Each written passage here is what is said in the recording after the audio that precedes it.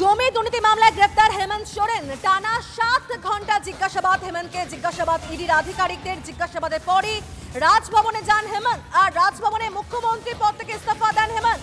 ইস্তফা দেওয়ার পরই ইডির হাতে গ্রেফতার।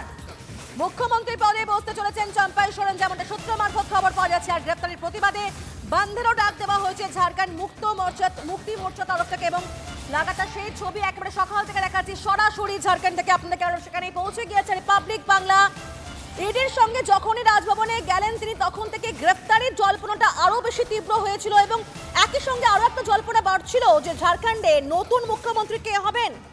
শেষ পর্যন্ত জমি কেলেঙ্কারি মামলায় ঝাড়খণ্ডের প্রাক্তন মুখ্যমন্ত্রী হেমন্ত সোরেন, তাকে হেফাজতে নিল ইডির আধিকারিকরা। এই মুহূর্তে মৃন্ময় রয়েছে একেবারে সরাসরি। মৃন্ময়, একটা তো বন্ধের ডাক দেওয়া হচ্ছে, সে সংক্রান্ত অবশ্যই জানতে চাইবো এখন ছবিটা কিরকম। একই সঙ্গে আজ তো ইডির বিরুদ্ধে হেমন্তের দাখিল করা মামলা এবং ঝাড়খণ্ডের হাইকোর্টের প্রধান বিচারপতি ডিভিশন বেঞ্চের মামলার শুনানিও রয়েছে। সকাল 10টা বেজে গেল, তার কি খবর?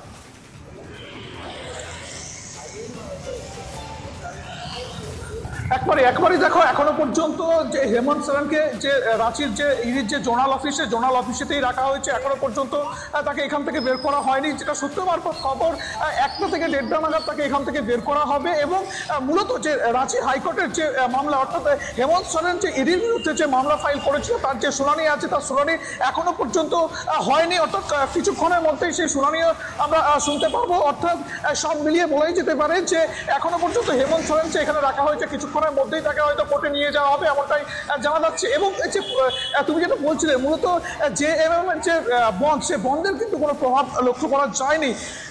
তার মূলত আমি যে ছবিটা তুলে ধরছি, দেখতেই পাচ্ছ ইতিমধ্যে যে ইডি চত্বর ছিল, সেই ইডি চত্বর, অফিস চত্বর কিন্তু সকাল থেকে যতটা আঁটোসাঁটো নিরাপত্তা ছিল তার থেকেও কিন্তু অনেকটা বেশি আঁটোসাঁটো করা হয়েছে। এবং এখানকার যারা সিআরপিএফ যারা আধিকারিক আছেন তারা কিন্তু এখানে আসছেন এবং একাধিক আধিকারিক কিন্তু এখানে উপস্থিত হচ্ছেন। কিছুক্ষণের মধ্যেই হেমন্ত সোরেনকে বের করা হবে, এমনটাই কিন্তু সূত্র মারফত খবর জানা যাচ্ছে।